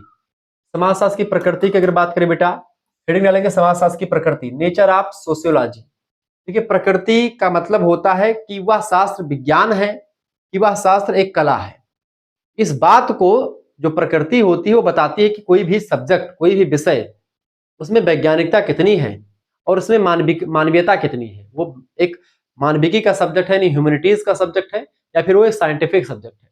इसको लेकर के विद्वान दो पार्ट में बंट जाते हैं। कुछ विद्वान ऐसे हैं जो कि समाजशास्त्र को वैज्ञानिक कहते हैं, कुछ विद्वान ऐसे हैं जो कि समाजशास्त्र को एक मानविकी का सब्जेक्ट कहते हैं। और अगर इन दोनों परिभाषाओं को आप पढ़ेंगे बाद में, तो आप यही कहेंगे कि समाजशास्त्र ना तो पूर्ण विज्ञान है और ना ही ये पूर्ण रूप से मानविकी का सब्जेक्ट है, क्योंकि समाजशास्त्र की अध्ययन विधियां वैज्ञानिक हैं। समाजशास्त्र के तमाम चीजें ऐसे हैं जो कि वैज्ञानिकता पर खरी उतरती हैं। जब समाजशास्त्र, चूंकि विज्ञान किसे कहते हैं, सुसंगठित, सुव्यवस्थित और क्रमबद्ध ज्ञान विज्ञान कहलाता है, और इस प्रकार के ज्ञान की भरमार पड़ी हुई है समाजशास्त्र में। तो समाजशास्त्र भी इस दृष्टिकोण से विज्ञान हुआ। लेकिन क्या आज का जो समाज का नियम है, 10 साल बाद वही समाज जैसा वही रहेगा, या समाज आगे चल करके बदलता रहता है? और जब चूंकि समाज बदलता है, समाज में बदलने के हिसाब से सामाजिक संबंधों में परिवर्तन होता है, सामाजिक संबंधों में परिवर्तन, समाज बदलता है, तो समाज चूंकि बदलता है तो बदलते परिवेश में इसकी परिभाषाएं, इसका जो नेचर है, इसकी जो प्रकृति है, वो भी बदलती जाती है। और ऐसे में, ऐसे बदलने की प्रक्रिया में आप देखते हैं कि वो चीजें थोड़ा सा वैज्ञानिक कैटेगरी से थोड़ी हट जाती है। चुपके से जानिए ये बातें भी, समाजशास्त्र एक साइंस होते हुए भी एक पूर्ण साइंस नहीं है। ये साइंस गणित, सबसे अव्वल क्वालिटी का साइंस कौन है? गणित। गणित जैसे 2 और 2 4 होता है। अब 2 और 2 4 आज भी होगा, 10 साल बाद भी होगा। शुक्ला गुरुजी भी 2 2 4 बता रहे हैं, विकास दिव्य कीर्ति सर भी 2 2 4 बताएंगे, खान सर भी 2 2 4 ही बताएंगे, उसमें कोई बदलेगा नहीं। ठीक है? लेकिन आज मैं पढ़ा रहा हूं समाजशास्त्र की इस तरीके से, हो सकता है 20 सालों के बाद में समाजशास्त्र कुछ अदर तरीके से, उसमें कुछ संशोधन हो जाए, कुछ नियमों की व्याख्या हो जाए, तो थोड़ा सा बदल भी सकता है। तो कहने का मतलब ये है कि समाजशास्त्र भविष्यवाणी करने में उतना सक्षम नहीं जितना अन्य विज्ञान सक्षम है। यानी एक सार्वभौमिकता जो होती है वो उतनी परफेक्ट नहीं है। सार्वभौमिकता, यूनिवर्सलिटी है। सार्वभौमिकता क्या? अब आप यही सोच रहे हो गुरुजी इतना कठिन कठिन शब्द आप लाते कहां से बेटा?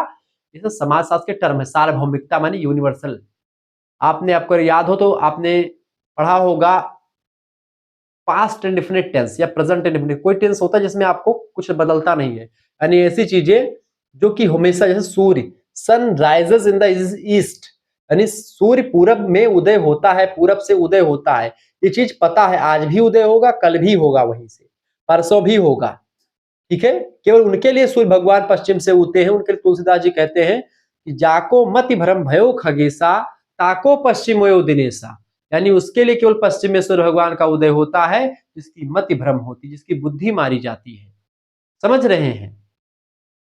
इसीलिए sun rises in the east, यानी सन यानी भगवान सूर्य पूरब से उदय होते हैं। ये बात तय है, 100% सत्य है, फैक्ट है, एकदम से इसको कोई काट नहीं सकता। ब्रह्मा की लकीर है ये, सूर्य पूरब से उदय होता है। अब सूर्य पूरब से उदय होता है तो होता है, ये सार्वभौमिक तथ्य है, ये यूनिवर्सल फैक्ट है, इसको कोई टेंस बदल नहीं सकता है, ये ऐसे ही रहेगा। Sun rises in the east, इसको कोई टेंस प्रभावित नहीं करेगा अंग्रेजी का। समझ रहे हैं? क्योंकि ये यूनिवर्सल फैक्ट है। समझ में आया? ऐसे ही सार्वभौमिकता जो होती है वो समाजशास्त्र में भी है, लेकिन उतनी परफेक्ट नहीं जितनी कि मैंने अब बताई आपको। इस वजह से इसको कहीं कहीं मानविकी का सब्जेक्ट कह देते हैं। तो बेसिकली समाज, किसी भी सब्जेक्ट की प्रकृति इसी बात को डिनोट करती है कि वह विज्ञान है कि नहीं है, बस यही जांचना होता है। आइए जांचते हैं। सबसे पहली बात, सामाजिक विज्ञान के रूप में समाजशास्त्र को समाज विज्ञान के रूप में अगर देखें तो देखिए, समाजशास्त्र अन्य सामाजिक विज्ञानों जैसे अर्थशास्त्र, राजनीति शास्त्र, मनोविज्ञान के साथ घनिष्ठ संबंध रखता है। यानी इकोनॉमिक्स, राजनीति, इन सभी के साथ अच्छा संबंध इसका है। दूसरी बात, यह मानव व्यवहार को केवल व्यक्तिगत दृष्टि से नहीं बल्कि समूहों और संस्थाओं के परिप्रेक्ष्य में देखता है। किसी एक व्यक्ति का अध्ययन नहीं है, ये एक समूह का, एक जो है समाज के परिप्रेक्ष्य में देखता है। इस तरीके से ये इसका हो गया एक विज्ञान हो गया, क्योंकि विज्ञान जो होता है वो सभी के लिए होता है। शुद्ध और व्यवहारिक विज्ञान के रूप में अगर समाजशास्त्र को देखें तो शुद्ध विज्ञान सामाजिक सिद्धांतों का विकास, चूंकि वैज्ञानिक दृष्टिकोण से हुआ तो इसको शुद्ध विज्ञान भी कभी कभी कह देते हैं। व्यवहारिक विज्ञान की अगर बात करें तो इन इन सिद्धांतों को समस्याओं के समाधान में लागू करते हैं। कोई समस्या समाज में आती है, उस समस्या के समाधान के लिए ऐसे सिद्धांत बनाए जाते हैं जो कि उस समस्या का निदान करें, उस समस्या का समाधान करें, तो वो होता है आपका व्यवहारिक विज्ञान। तो समाजशास्त्र व्यवहारिक विज्ञान भी है और समाजशास्त्र शुद्ध विज्ञान की श्रेणी में कुछ सिद्धांत आते हैं। ऐसे में पूरा ना तो इसको विज्ञान कह सकते हैं, ना तो पूरा मानविकी का सब्जेक्ट कह सकते हैं, पूरा सामाजिकता का सब्जेक्ट नहीं कह सकते, ये दोनों है। उपखंड वस्तुनिष्ठता और सामान्यीकरण, ऑब्जेक्टिविटी एंड नियमों की व्यवस्था, जो नियम बनाए जाते हैं वो क्या है। देखिए समाजशास्त्र शोध में यानी कि रिसर्च में निष्पक्षता यानी ऑब्जेक्टिविटी पर बल देता है, या तो सही या तो गलत चीजों को बता देता है। और जैसे जैसे आप देख, दो प्रकार के क्वेश्चन आपकी परीक्षा में आते हैं, एक होता है ऑब्जेक्टिव क्वेश्चन, इसमें 4 ऑप्शन होते हैं, एक ऑप्शन आपका सही होता है और बाकी ऑप्शन आपके गलत होते हैं। ऑप्शन सही और गलत जो होता है आपका, वो आपको ये बताता है बेटा कि कितना कोई चीज सही है, कितना कोई चीज गलत है। यानी कहने का मतलब ये है कि आपका लिखने वाला जो क्वेश्चन होता है उसमें क्या होता है, आप 10 नंबर का क्वेश्चन से आप कितना भी अच्छा लिख दोगे आपको 7 नंबर से ऊपर नहीं मिलेगा। लेकिन अगर ऑब्जेक्टिव टाइप का क्वेश्चन पेपर आ रहा है उसमें आप 100 का 100 सही मारोगे, पूरा का पूरा सही नंबर आपको मिलेगा। ठीक है, तो ऐसे में मैं कहने का मतलब मेरे ये है, ये एक बात ध्यान रखेंगे बेटा, आपको नंबर नंबर कैसे बीए में दिए जाते हैं सबसे पहले ये समझो। एक प्रश्न आपका उठता है, 1 मिनट में आपको समझाने का प्रयास करूं ताकि जो है चीजें क्लियर होती रहे। तमाम सारे बच्चों के कमेंट्स आते हैं इस चीज को लेकर के, मैं जल्द ग्रहण कर लूं ताकि ताबड़तोड़ अंदाज में पढ़ाऊं आपको।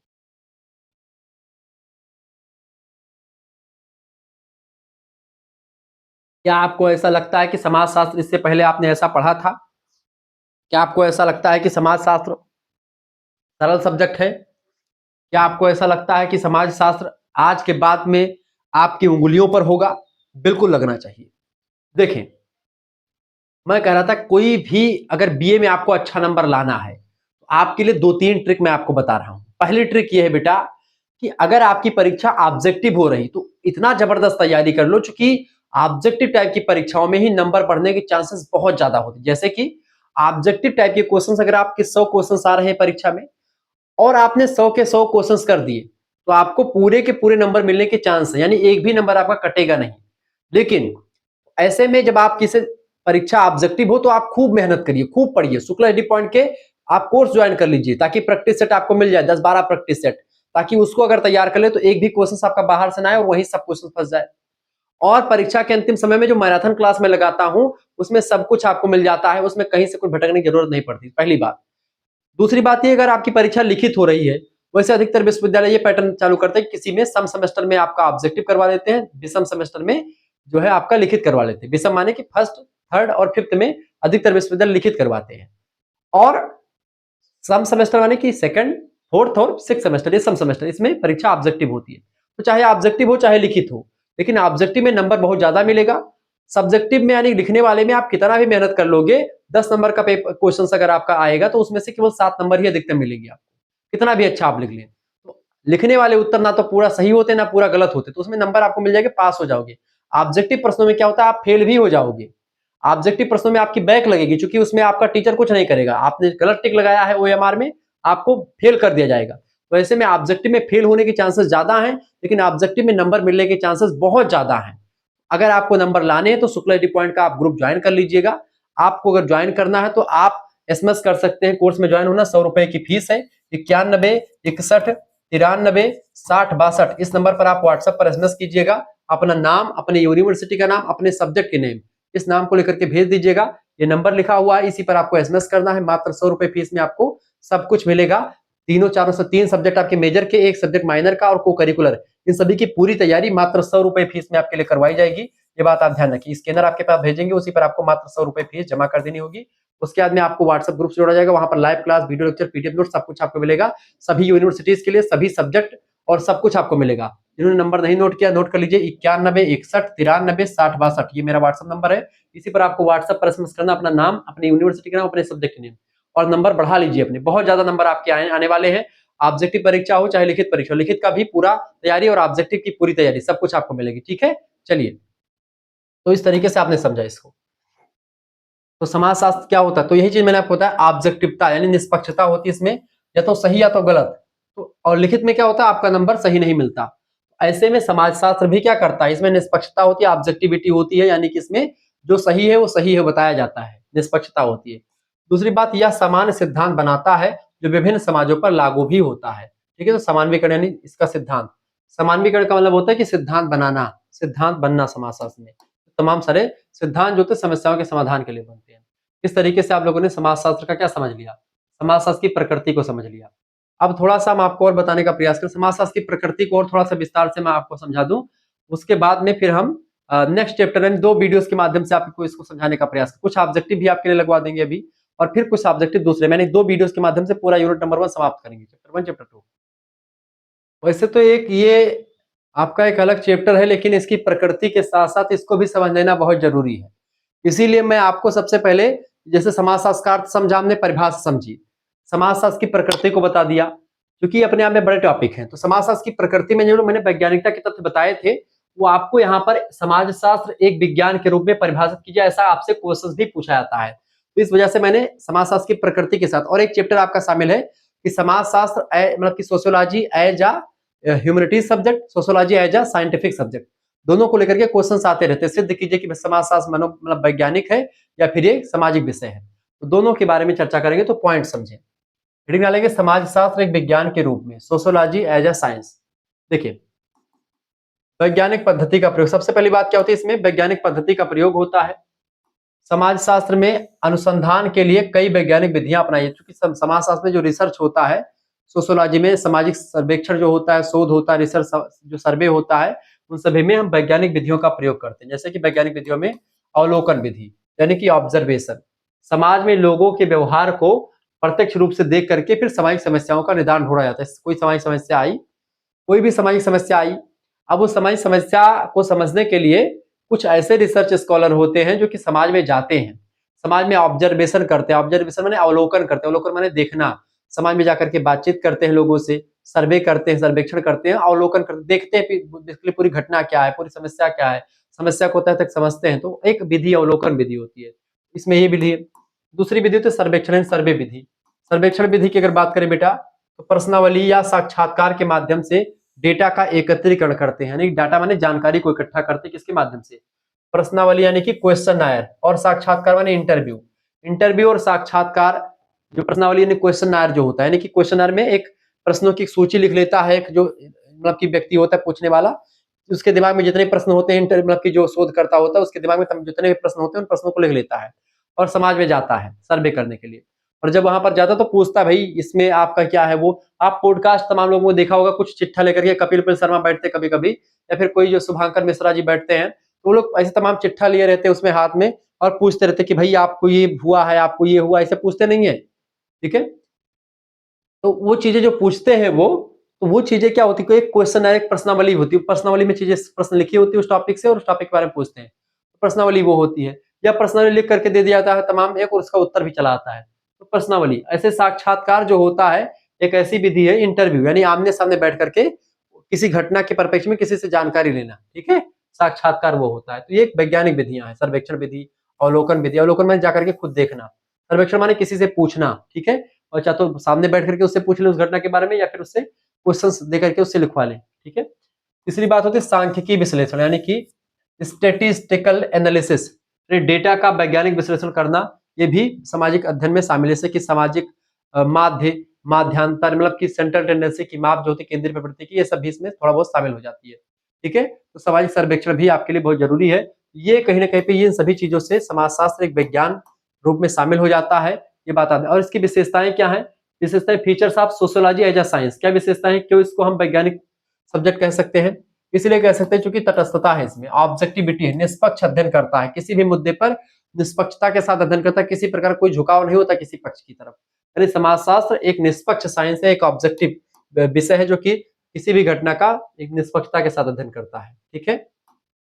तो सत्यापन यानी कि वेरीफाइबिलिटी, यानी कि ये एक प्रकार से नियमों का वेरीफाई भी कर लेता है कि आज जो नियम है वो सत्यापित करता है कि भाई नियम क्या सही है क्या गलत है, और नियम को प्रूव भी करता है, ठीक है। किसी भी शोध के परिणामों को पुनः सत्यापित किया जा सकता है, यानी कि आज हमने कोई नियम बनाया है वह नियम 10 साल के बाद भी चेक करें तो वही सेम फल आए, यानी वही सेम जो है रिजल्ट आए, तो वो सत्यापित करना कहते हैं उसका।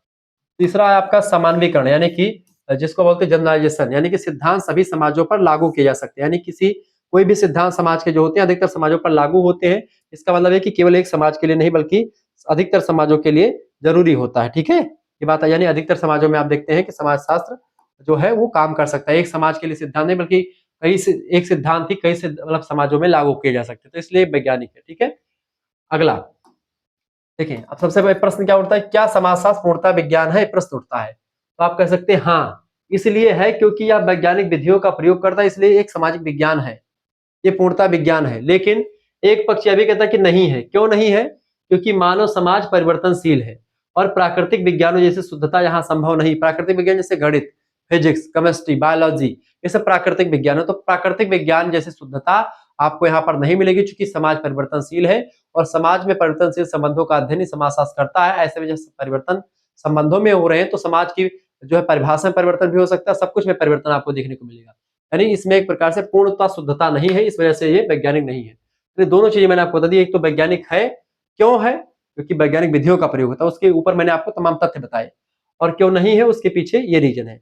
अच्छा, ये मानविकी का सब्जेक्ट क्यों है, इसको भी इसी समय समझ लें, और उसके बाद में फिर आपकी कुछ ऑब्जेक्टिव क्वेश्चन लगा देंगे, फिर क्लास आपकी ओवर करेंगे, फिर उसका नेक्स्ट क्लास जो होगी इसी यूनिट में मैंने नोट्स को तैयार किया हुआ है, तो वो सब मैं आपको बताऊंगा कि भाई समाजशास्त्र का अन्य विज्ञानों के साथ क्या संबंध है, और समाजशास्त्र का अन्य विज्ञानों के साथ क्या संबंध है, समाजशास्त्र का उद्भव विकास कैसे हुआ, ब्रिटेन में कैसे हुआ, अलग अलग देशों में कैसे हुआ, किन किन विचारकों ने क्या क्या काम किया, और फिर ऑब्जेक्टिव टाइप के क्वेश्चन भी देखेंगे। आज हम कुछ क्वेश्चन देख लेंगे, फिर बाद में उसमें भी कुछ क्वेश्चन देख लेंगे। समाजशास्त्र में मानवतावादी दृष्टिकोण, यानी कि ह्यूमनिस्टिक, मतलब कि ह्यूमनिस्टिक ओरिएंटेशन इन सोशियोलॉजी, यानी मानवतावादी दृष्टिकोण का अर्थ क्या है। देखिए, मानवतावादी दृष्टिकोण की अगर बात की जाए, देखिए मानवतावादी दृष्टिकोण समाजशास्त्र का जो है, समाज को केवल नियमों और आंकड़ों से ना देख करके मानवीय मूल्यों और संवेदनाओं पर ध्यान देता है।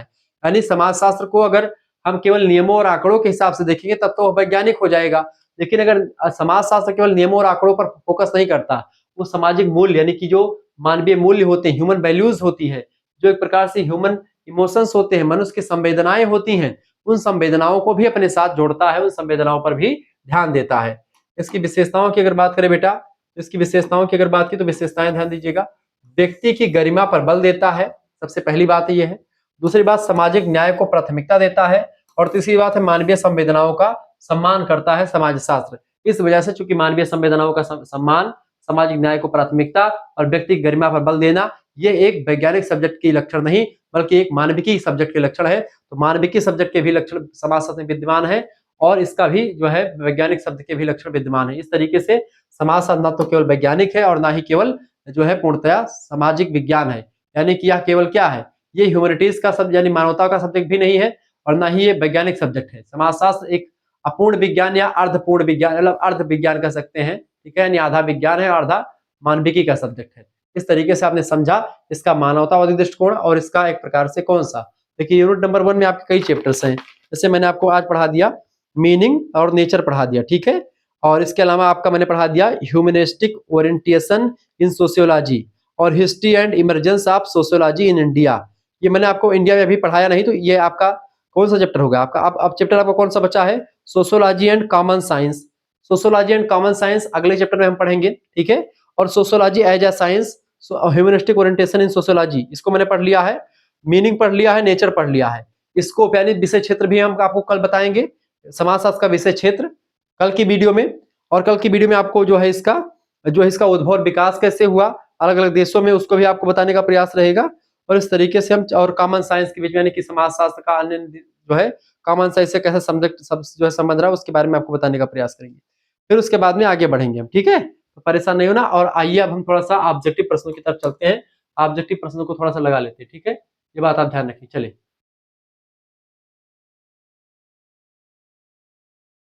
समाजशास्त्र की कुल किस यूनिट नंबर 1 के कुछ हम ऑब्जेक्टिव क्वेश्चन तैयार किए 50 क्वेश्चन से, तो कुछ क्वेश्चन आज देख लीजिएगा, कुछ कल देख लीजिएगा, ठीक है, ताकि आपको ये लगे कि तो समाजशास्त्र की उत्पत्ति। देखिए, सबसे पहला प्रश्न आपके स्क्रीन पर क्या आ चुका बेटा, सबसे पहला क्वेश्चन आप देखिए, तो प्लीज वीडियो को लाइक कर दीजिएगा, चैनल पर अगर नए आए हैं तो सब्सक्राइब कर दीजिएगा, क्योंकि बहुत ही मेहनत से मैंने ये वीडियो सेट किया आपके लिए बनाई है, प्लीज वीडियो को लाइक करें।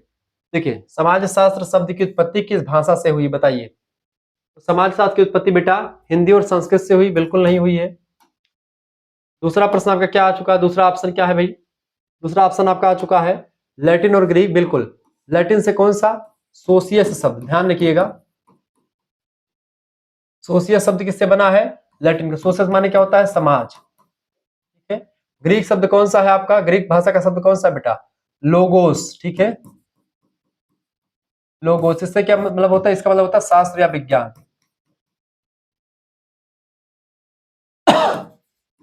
लोजी माने शास्त्र या विज्ञान, ठीक है। यानी कि समाज का अध्ययन करने वाला है विज्ञान, या समाज का विज्ञान ही समाजशास्त्र होता है। यानी कि ऑप्शन नंबर इसका बी लगा देंगे, क्या करेक्ट आंसर होगा, बी ऑप्शन, ठीक है। यानी समाज, इसका पहला ऑप्शन क्या होगा, बी ऑप्शन। दूसरा क्वेश्चन आप देखेंगे, दूसरा क्वेश्चन आप देखेंगे बेटा, दूसरा प्रश्न बेटा देखेंगे, समाज शास्त्र सामाजिक तथ्यों का अध्ययन करता है, यह परिभाषा किसने दी है, बताएं। अगस्त काम्टे ने समाज शास्त्र को एक वैज्ञानिक विषय कहा है और समाज शास्त्र के जनक है अगस्त काम्टे। 1838 में सोशियोलॉजी शब्द का प्रयोग किया इन्होंने, सब कुछ आपको बताया था, याद होगा ना। दूसरे विद्वान इमाम दुर्खीम, इन्होंने सामाजिक के बारे में क्या कहा, सामाजिक तथ्यों का अध्ययन कहा इमाम दुर्खीम ने, क्या, बिल्कुल सामाजिक तथ्यों का अध्ययन के बारे में इमाम दुर्खीम ने कहा कि समाज शास्त्र क्या करता है, सामाजिक तथ्य का अध्ययन करता है। समाजशास्त्र सामूहिक प्रतिनिधानों का विज्ञान है, इन्होंने कहा। सामाजिक प्रतिनिधित्व का सिद्धांत दिया। ली सुसाइड नाम की पुस्तक लिखी, या दी सुसाइड, ली सुसाइड, कोई भी पुस्तक बोलो, इन्होंने लिखी है। इसके अलावा इमाम दुर्खीम ने आत्महत्या का सिद्धांत दिया। 4 प्रकार की आत्महत्या बताइए, इसे इमाम दुर्खीम ने किया। कार्ल मार्क्स की अगर बात किया तो वर्ग संघर्ष की विचारधारा दी, किसकी बेटा, वर्ग संघर्ष की विचारधारा कार्ल मार्क्स ने दी। इसके अलावा कार्ल मार्क्स ने एक प्रकार से अतिरिक्त मूल्य का सिद्धांत दिया, ठीक है, अतिरिक्त मूल्य का सिद्धांत कार्ल मार्क्स ने दिया। इसके साथ साथ देखते हैं वैज्ञानिक समाजवाद के जनक भी हैं कार्ल मार्क्स। कार्ल मार्क्स ने कम्युनिस्ट मैनिफेस्टो नाम की जो है एक लेख भी लिखा। ये वैज्ञानिक समाजवाद के जनक है कार्ल मार्क्स, ठीक है। कार्ल मार्क्स ने क्या कहा कि धर्म जनता के लिए अफीम होता है। कार्ल मार्क्स ये व्यक्ति है। कार्ल मार्क्स कहते हैं कि वर्ग विहीन समाज की कल्पना करने का काम कार्ल मार्क्स ने किया, ये बात आप ध्यान रखेंगे। तो कार्ल मार्क्स वो व्यक्ति हैं, ये बात आप ध्यान रखेंगे, ठीक है। बहुत ही बारीकी के साथ मैंने आपको चीजों को समझा दिया। तो कार्ल मार्क्स के बारे में हमने देखा। अगले विद्वान है मैकाइवर। मैकाइवर ने क्या कहा कि समाज जो होता है सामाजिक संबंधों का जाल है, ये बात आप ध्यान रखें। तो इस तरीके से आपने सभी के बारे में समझ लिया। इसका करेक्ट आंसर क्या हो जाएगा आपका, बी ऑप्शन इसका लग जाएगा करेक्ट आंसर। जिन्होंने बी लगा दिया उनका बिल्कुल राइट आंसर है। नीचे आंसर आपके लिए लिख दिया गया ताकि आपको कोई दिक्कत ना हो समझने में, ठीक है। अगला क्वेश्चन, अगला प्रश्न आपकी स्क्रीन पर आ चुका है, तीसरा नंबर। भारत में समाजशास्त्र का पहला विभाग किस विश्वविद्यालय में स्थापित हुआ था। देखिए भारत की बात करिए, भारत में सबसे पहले दिल्ली विश्वविद्यालय में नहीं, बंबई विश्वविद्यालय में 1919, ठीक है, बंबई विश्वविद्यालय 1919, ठीक है। डॉक्टर जीएस घुरिये पहले विभाग अध्यक्ष बने थे और उनके नेतृत्व में चीजें प्रारंभ हुई थी, ठीक है। बनारस हिंदू विश्वविद्यालय बीएचयू, जहां से मैंने पढ़ाई करी है, यहाँ पर भी पहले समाजशास्त्र विभाग की स्थापना नहीं हुई थी। कलकत्ता विश्वविद्यालय, सबसे पहले करेक्ट आंसर क्या होगा, बंबई विश्वविद्यालय, बी ऑप्शन इसका राइट आंसर होगा। जिन बच्चों ने बी लगा दिया उनका बिल्कुल राइट आंसर, ठीक है। चलिए अगला क्वेश्चन आप देखिएगा। अगला प्रश्न आपके स्क्रीन पर आ चुका, फटाफट से आप देखने का प्रयास करेंगे, सभी लोग देखिएगा। चौथा नंबर प्रश्न है भैया, पॉजिटिविज्म का सिद्धांत किसने प्रतिपादित किया था। पॉजिटिविज्म की अगर बात की जाए बेटा, पॉजिटिविज्म की बात जो है अगस्त काम्टे ने की थी। ऑप्शन नंबर इसका सी करेक्ट आंसर होगा, ठीक है। ऑप्शन नंबर इसका सी करेक्ट आंसर होगा। अगला क्वेश्चन आप देखिएगा, अगला प्रश्न आपके स्क्रीन पर आ चुका, फटाफट से आप देखने का प्रयास करें, बहुत ही जबरदस्त क्वेश्चन है। समाजशास्त्र को वैज्ञानिक अध्ययन के रूप में किसने परिभाषित किया है, जीएस घुरिये ने, ये भारतीय समाजशास्त्र ने नहीं, मैकाइवर ने नहीं, एम एन श्रीनिवास ने संस्कृतिकरण की अवधारणा दी, बड़े फेमस विद्वान है। संस्कृतिकरण की अवधारणा, प्रभु जाति की अवधारणा, मॉडर्नाइजेशन इन इंडियन ट्रेडिशन पुस्तक भी इन्होंने लिखी एम एन श्रीनिवास ने। एम एन श्रीनिवास ही वह व्यक्ति है, भारतीय समाजशास्त्री एम एन श्रीनिवास। इन्होंने एक प्रकार से आप देखते हैं संस्कृतिकरण, आधुनिकीकरण, इन सभी तमाम चीजों की अवधारणा दी है, ठीक है। ये बात आप ध्यान रखेंगे। अगस्त काम्ट जो है ये क्या है, यही एक प्रकार से वैज्ञानिक अध्ययन की बात करते हैं समाजशास्त्र के। अगस्त काम्ट समाजशास्त्र के जनक भी हैं, ठीक है। सब चीजें आप ध्यान रखिएगा। आगे देखते हैं, गोविंद जीएस घुरिये का पूरा नाम क्या है, गोविंद सदाशिवराव घुरिये। छठा नंबर क्वेश्चन आप देखिएगा। छठा नंबर प्रश्न भैया, संस्कृतिकरण शब्द को लोकप्रिय बनाने का श्रेय किसको जाता है। जीएस घुरिये को नहीं, आंद्रे बिताई को नहीं, एनके बोस को नहीं, ये सब भारतीय समाजशास्त्री। आंद्रे बिताई, ठीक है। करेक्ट आंसर क्या हो जाएगा, M N Srinivas. M N Srinivas ने जो है संस्कृतिकरण, मॉडर्न, संस्कृतिकरण को क्या बोलते हैं, संस्कृतिजेशन।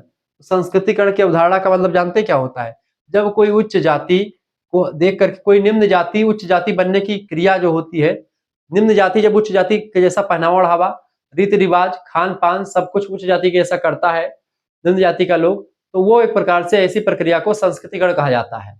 उच्च जातियों को प्रभु जाति कहा गया, किसने कहा? एम एन श्रीनिवास ने कहा। एम एन श्रीनिवास ने इस पर बड़ा काम किया है, ये बात आप ध्यान रखेंगे। तो संस्कृतिकरण की अवधारणा को लोकप्रिय इन्होंने बनाया, एम एन श्रीनिवास ने, ध्यान रखिएगा इस बात। आगे देखेंगे, अगला क्वेश्चन आपके स्क्रीन पर आ चुका, फटाफट से आप देखने का प्रयास करेंगे, बहुत ही जबरदस्त क्वेश्चन है। प्रश्न, समाज शास्त्र में सामाजिक तथ्य की अवधारणा किसने प्रस्तुत की है? इमाइल दुर्खीम सामाजिक तथ्य की बात करते हैं, बिल्कुल इमाइल दुर्खीम सामाजिक तथ्य की बात करते हैं। ऑप्शन नंबर इसका ए करेक्ट आंसर हो जाएगा। अगला क्वेश्चन आपके स्क्रीन पर आ चुका है, फटाफट से आप देखने का प्रयास करेंगे। प्रश्न, भारत में समाजशास्त्र का कब औपचारिक रूप से पढ़ाया जाने लगा? औपचारिक मतलब कि एक फॉर्मल तरीके से भारत में कब पढ़ाया जाने लगा? 1919 में पढ़ाया जाने लगा है भारत में औपचारिक तरीके से समाजशास्त्र यानी एक विभाग के रूप में। ठीक है, करेक्ट आंसर क्या हो जाएगा? सी ऑप्शन जिन बच्चों ने लगा दिया उनका करेक्ट आंसर बंबई विश्वविद्यालय में ठीक है पढ़ाया जाना शुरू किया गया। अगला क्वेश्चन आपके स्क्रीन पर आ चुका है, 9वां नंबर देखेंगे। प्रश्न, समाजशास्त्र के अध्ययन का प्रमुख उद्देश्य क्या है? समाजशास्त्र के अध्ययन का प्रमुख उद्देश्य क्या? समाज की संरचना का विश्लेषण करना, मनोवैज्ञानिक व्यवहार को समझना, नहीं ये तो मनोविज्ञान के व्यवहार को समझना, मनोविज्ञान का अध्ययन करता है बेटा। ठीक है, मनोविज्ञान क्या है? मनोविज्ञान जो होता है वो psychology is the study of human behaviour. मनोविज्ञान मानव मस्तिष्क, मानव आत्मा, मनुष्य के व्यवहार का ही अध्ययन करता है। समाज की संरचना का विश्लेषण करना समाजशास्त्र के अध्ययन का प्रमुख उद्देश्य माना जा सकता है। अगला ऑप्शन देखिए, उसके साथ होता है। देखिए, राजनीति का अध्ययन करना, ये राजनीति शास्त्र करता है। केवल आर्थिक समस्याओं का अध्ययन करना अर्थशास्त्र करता है, इकोनॉमिक्स करता है। जबकि केवल सामाजिक समस्याओं का अध्ययन, समाज की संरचना का विश्लेषण करना समाजशास्त्र करता है। ये ऑप्शन करेक्ट आंसर होगा। आगे देखते हैं, अगला क्वेश्चन आपकी स्क्रीन पर आ चुका, फटाफट से आप देखें 10वां नंबर क्वेश्चन। देखिए 10 नंबर क्वेश्चन आपके स्क्रीन पर आ चुका है। समाजशास्त्र शब्द का सर्वप्रथम प्रयोग किसने किया था? समाजशास्त्र अगस्त काम्टे ने किया था। ऑप्शन नंबर कब किया था? 1838 में किया था, ध्यान रखिए। कहाँ के निवासी थे अगस्त काम्टे? फ्रांस के निवासी थे। जनक कहा जाता है इनको, ठीक है ध्यान रखिएगा। हर्बर्ट स्पेंसर का नाम पहली बार आप सुन रहे हैं। समाज का सावयवी सिद्धांत, समाज का सावयवी सिद्धांत किसने दिया? समाज का सावयवी सिद्धांत किसने दिया बेटा? समाज का सावयवी सिद्धांत किसने दिया था? अगस्त काम्टे ने दिया था, ये बात भी आप ध्यान रखिएगा। ठीक है, हर्बर्ट स्पेंसर ने। समाज का, इन्होंने कहा कि समाज जो होता है एक शरीर की भांति होता है। जैसे शरीर के तमाम अंग होते हैं, जैसे समाज के भी कई अंग होते हैं। जैसे समाज मतलब शरीर में क्या होता है? हाथ, पैर, कान, नाक, मुंह, त्वचा, इन सभी से मिलकर के शरीर बनता है। ऐसे ही समाज में तमाम प्रकार के जो समाज की संरचना बनती है, तमाम प्रकार के तत्वों से मिलकर के बनती है। जैसे शरीर का निर्माण होता है, ऐसे ही समाज का निर्माण होता है। ये जैविक उद्विकास का सिद्धांत किसने दिया था? जैविक उद्विकास का सिद्धांत दिया था एक विद्वान थे, उनका नाम था डार्विन। आपने पढ़ा होगा लैमार्क और डार्विन हुआ, जिन्होंने जिराफ के बारे में अध्ययन किया था। इंटर में आपने पढ़ा होगा बायोलॉजी में। ठीक है, तो जो डार्विन है, चार्ल्स डार्विन, जैवीय उत्पत्ति का सिद्धांत उन्होंने दिया। उन्हीं सिद्धांत का अध्ययन किया हर्बर्ट स्पेंसर ने, और उसको जैवीय उत्पत्ति के सिद्धांत को सामाजिक उद्विकास की बात करी। यानी दूसरा सिद्धांत इनका क्या है? सामाजिक उद्विकास का सिद्धांत। ठीक है, सामाजिक उद्विकास का सिद्धांत किसने दिया बेटा? सामाजिक उद्विकास का सिद्धांत भी इन्होंने ही दिया है, ये बात ध्यान रखिए। इस तरीके से आपने इन चीजों को पढ़ा। ठीक है, आगे और भी क्वेश्चन हम आपको बताने का प्रयास करें, जैसे भी क्वेश्चन आप देख लीजिए। बस 2-3 मिनट और क्लास आपकी चलाऊंगा, चूंकि जो है इन्वर्टर जो है पूरा बैठ जाएगा, लाइट आ नहीं रही बेटा। इस तरीके से मैंने ये क्लास आपके लिए बहुत मेहनत से ली है, ये बात आप ध्यान रखिएगा। प्रश्न आपका 11 नंबर, समाजशास्त्र का व्यवहारिक पक्ष किस कारण से महत्वपूर्ण होता है? समाजशास्त्र का व्यवहारिक पक्ष जो होता है यह समाज के नीतियों को लागू करता है, इसलिए इंपॉर्टेंट होता है। सिद्धांत बनाता है, ये विज्ञान को दिखाता है, या व्यक्तिगत समस्याओं को सुलझाता है, ये भी बिल्कुल गलत है। ये राजनीतिक निर्णयों को उपयोगी, ये भी गलत है। करेक्ट आंसर क्या हो जाएगा? B option. आगे देखिएगा, अगला प्रश्न आपके स्क्रीन पर आ चुका है, 12 नंबर। सामाजिक तथ्य बाहरी और बाध्यकारी होते हैं, किसने कहा था? सामाजिक तथ्य बाहरी और बाध्यकारी होते किसने कहा था? इसको कहा था इमानुएल दुर्खिम ने। क्योंकि जब भी सामाजिक तथ्य की बात हो इमानुएल दुर्खिम लगा दीजिएगा, वर्ग संघर्ष की बात हो आप जो है कार्ल मार्क्स लगा दीजिएगा, उद्विकास की बात हो तो आप हर्बर्ट स्पेंसर लगा दीजिएगा, बात ध्यान रखेंगे। अगला प्रश्न 13 नंबर, समाजशास्त्र और मनोविज्ञान का सम्मिलित क्षेत्र किस क्षेत्र में शामिल होता है? राजनीतिक समाजशास्त्र? नहीं। सामाजिक मनोविज्ञान? बिल्कुल। मानवतावादी समाजशास्त्र या फिर सांस्कृतिक, मतलब इसका करेक्ट आंसर क्या होगा? समाज मनोविज्ञान। ठीक है, समाज मनोविज्ञान करेक्ट आंसर क्या हो जाएगा? बी ऑप्शन इसका राइट आंसर हो जाएगा। 14 नंबर क्वेश्चन देख लीजिएगा, 15 क्वेश्चन आज मैं बताऊंगा, फिर उसके बाद में अगला चैप्टर में आएगा। सांख्यिकी विधि का उपयोग समाजशास्त्र में किस लिए किया जाता है? सांख्यिकी विधि का प्रयोग समाजशास्त्र में किस लिए किया जाता है? फटाफट से आप बताएंगे। सांख्यिकी विधि का प्रयोग हम लोग करते हैं बेटा किसका? मात्रात्मक डाटा विश्लेषण करने में ऑप्शन नंबर इसका बी करेक्ट आंसर हो जाएगा। ठीक है, अगला क्वेश्चन आपके स्क्रीन पर आ चुका है, लास्ट क्वेश्चन 15 नंबर। वैसे 50 क्वेश्चन की श्रृंखला है, वो अगली वीडियो में, कि चैप्टर संख्या 2 में मैं चर्चा कर लूंगा। भारतीय समाजशास्त्र में जाति पर गहन अध्ययन किसने किया था? जाति पर गहन अध्ययन किसने किया बेटा? जीएस घुरिये ने जाति पर गहन अध्ययन किया। जाति की 6 विशेषताओं के बारे में बताया है। ठीक है, संस्कृतिकरण की बात एम.एन. श्रीनिवास ने दी है। प्रभु जाति की अवधारणा, मॉडर्नाइजेशन या अवधारणा यानी कि आधुनिकीकरण, ठीक है, पश्चिमीकरण, संस्कृतिकरण के जितने भी करण वाले शब्द आएंगे एम.एन. श्रीनिवास लगा दीजिएगा। ठीक है, मॉडर्नाइजेशन इन इंडियन ट्रेडिशन पुस्तक भी एम.एन. श्रीनिवास की है। डॉक्टर जीएस घुरिये ने जाति के सिद्धांत दिए हैं, जाति के बारे में 6 ऐसी विशेषताएं बताई जो कि बड़ी इंपॉर्टेंट है। आंद्रे बिताई बड़ा काम विद्वान है और इनके बोस भी ये भारतीय समाजशास्त्री सारे के सारे हैं। इस तरीके से आप लोगों ने चीजों को समझा। मिलते हैं बेटा फिर नेक्स्ट वीडियो, तब तक के लिए जय हिंद जय भारत। आप सभी का बहुत बहुत धन्यवाद। हमारे साथ जुड़ने के लिए इसी प्रकार से अपना प्यार हमेशा बनाए रखिएगा। सभी सब्जेक्ट का पीडीएफ वगैरह आपको मिलेगा, आप हमारे साथ जुड़ जाइएगा। ठीक है, इस नंबर पर आप एसएमएस करके हमारे साथ जुड़ सकते हैं। तुरंत एसएमएस कर दीजिएगा, तुरंत एसएमएस कीजिए 91 एक मिनट 91 61 93 60 62, ये मेरा व्हाट्सएप नंबर है। इसी पर आप एसएमएस कर दीजिएगा बेटा। इसी पर क्या एसएमएस करेंगे? अपना नाम, ठीक है, अपने यूनिवर्सिटी का नाम, अपने सब्जेक्ट के नेम और अपने सेमेस्टर के नेम। सभी सब्जेक्ट के कोर्स की व्यवस्था कर दी गई है। मात्र 100 रुपए फीस में सभी सब्जेक्ट का कोर्स आपको मिलेगा। ठीक है, आप एसएमएस कर दीजिएगा। जैसे एसएमएस करेंगे व्हाट्सएप पर नाम, यूनिवर्सिटी का नाम, सब्जेक्ट नेम, आपके पास एक स्कैनर भेज जाएगा। उसी स्कैनर पर आप चाहे पेमेंट कर दीजिए, चाहे किसी दूसरे से फीस आप जमा करवा दीजिए। सभी के लिए पूरी व्यवस्था है। सब sociology, geography, polity, Hindi, history सब कुछ आपको पढ़ाया जाएगा। सारे सब्जेक्ट के मिलेंगे। ठीक है, मेजर, माइनर, को करिकुलर सबकी तैयारी मात्र 100 रुपए फीस में होगी, सभी यूनिवर्सिटीज की, सभी सब्जेक्ट की। धन्यवाद, मिलते हैं फिर नेक्स्ट वीडियो में। तब तक के लिए जय हिंद जय भारत। आप सभी का बहुत बहुत धन्यवाद। अब चैप्टर संख्या 2 में हम चर्चा करेंगे इसके आगे के। अब वही 50 क्वेश्चन मैंने तैयार किए हैं, ये आपके 15 आज हो गए और बाकी के जो 35 क्वेश्चन आपके बच रहे हैं वो चैप्टर नंबर 2 पढ़ाएंगे, उसके बाद में पूरा पढ़ा देंगे। ठीक है, यूनिट नंबर 1 समाप्त हो जाएगी, फिर यूनिट नंबर 2 के बारे में चर्चा करेंगे। ठीक है, फिर 3, फिर 4 ऐसे आगे बढ़ते रहेंगे। बहुत बहुत धन्यवाद बेटा। वीडियो को प्लीज लाइक करें, चैनल को सब्सक्राइब कीजिएगा और दिए गए नंबर पर तुरंत व्हाट्सएप पर एसएमएस करें। 100 रुपए फीस कोई बहुत बड़ी बात नहीं है। आप कहीं मार्केट निकलते 100 रुपए आपके ऐसे खत्म हो जाते हैं, लेकिन अगर आप जुड़ जाओगे हमारे साथ तो एक बेहतर तैयारी और उचित क्वालिटी के साथ और एक बेहतर गाइडेंस के साथ, पिछले 7 वर्षों से मैं आपको बीए के क्षेत्र में गाइडेंस दे रहा हूँ, पढ़ा रहा हूँ, तो आपके लिए बहुत बेहतर तैयारी करवाऊंगा। ठीक है, धन्यवाद, मिलते हैं नेक्स्ट। बहुत बहुत धन्यवाद।